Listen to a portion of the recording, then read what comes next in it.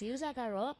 ပါဝင်ပစ္စည်းပေါ့နော်မဟုတ်ရင်ငါချက်စားဖို့အတွက်ပါဝင်ပစ္စည်းတွေပဲဖြစ်ပါတယ်ခဲတငယ်ချင်းတို့ဒါရန်စားလို့ကောင်းတယ်နော်တိလားကိုကိုရအိမ်မှာလှုပ်စားပြတဲ့တငယ်ချင်းမိတ်ဆွေတွေနဲ့စားမယ်ဆိုရင်အရန်စားကောင်းတဲ့ရလေးပေါ့ဒါကတော့ဒီမှာတမယာဒီဂျာကတမယာဒီလေးညိပြတောင်းမှာထဲစားဖို့နော်မဘမကြီးဒါကတော့ချက်တုံနေဂျင်းနေခါလေးပြင်စင်လာအဒီမှာ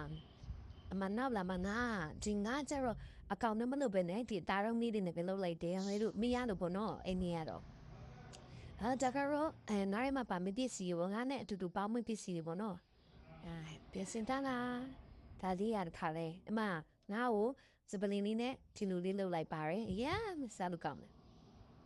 ဒါကတော့ပင်းနဲ့စာမုတ်သူတို့နှစ်ခုကြတော့တခါရဲလော်ပြီးတော့ထောင်းထားတယ်ပဲကြတော့ပြုတ်ပြီးတော့ထောင်းထားတာပေါ့နော်ဒီစားချက်ဥတွေထဲမင်းအကူကြိတ်တဲ့ဥစ္စာအကုန်ထဲမှာပေါ့နော်ကိုကြိတ်တာကိုစားကျင်တာတွေကုန်ထဲဒါကငါ့ကိုစီတက်ထားတာငါလေးကိုထောင်းပြီးတော့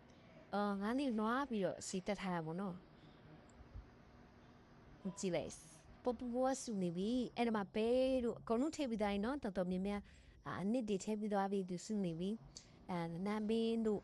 ခုနသမယာတီးလေလေးလိုက်ပြီးပြီးတော့တငယ်ချင်းနေနဲ့တူတူစားဖို့တော့ကိုလည်းစားဖို့မှပြင်ဆင်နေပါပြီ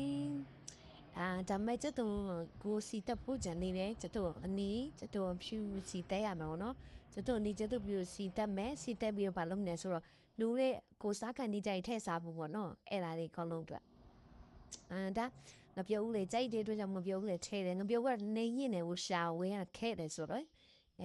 ကျတော့နေလေထဲမဲ့အလုံးကလေးတွေထဲမလို့အတွက်ဒီစားပါပဲတီယာရောကိုစားချင်ကြိုက်နေစားဖို့နော်တိတ်တော့ကြိုက်တငယ်ချင်းကြီးကကြိုက်တယ်ဆိုလို့ပေါ့နော်မကြီးဒါအကောင်လုံးပစ္စည်းတွေထည့်ပြီးသွားပြီပူပူဆူနေပါပြီတငယ်ချင်းကြီးလည်းပြောပြတယ်အရန်စားလို့ကောင်းတယ်ပေါ့နော်အရန်ကြိတ်တယ်ကျတော့အမကျတော့ဖြူလေးလည်းသာစီချက်ပုံနဲ့လောက်ထားတာတေးစား6ခတ်ထားတာပေါ့နော်